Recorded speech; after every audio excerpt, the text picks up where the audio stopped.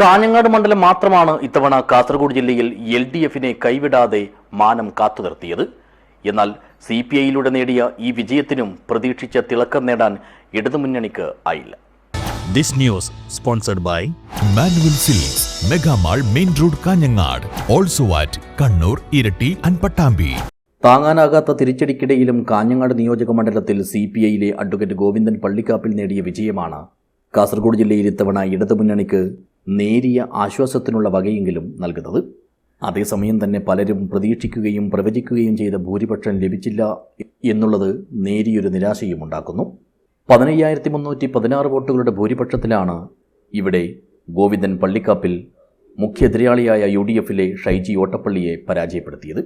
ഗോവിന്ദൻ പള്ളിക്കാപ്പലിന് 79,920 വോട്ടും ഷൈജിക്ക് 64,604 വോട്ടും NDAയിലെ ബൽരാജിന് 27,063 വോട്ടും ലഭിച്ചു.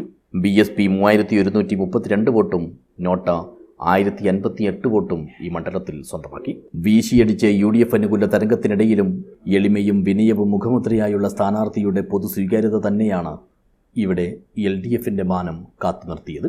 വിജയം അഭിമാനകരമാണെങ്കിലും പൊതുവിലുള്ള ജനവിധി കണക്കിലെടുത്ത് വലിയ തോതിലുള്ള ആഹ്ലാദ പ്രകടനങ്ങൾക്കോ പ്രതികരണങ്ങൾക്കോ ഇവിടുത്തെ നിയുക്ത MLAയും ഒപ്പം മുന്നണി പ്രവർത്തകരും മുതിർന്നില്ല എന്നതും പ്രത്യേകം ചൂണ്ടിക്കാട്ടപ്പെടുന്നു. News bureau, Kanhangad.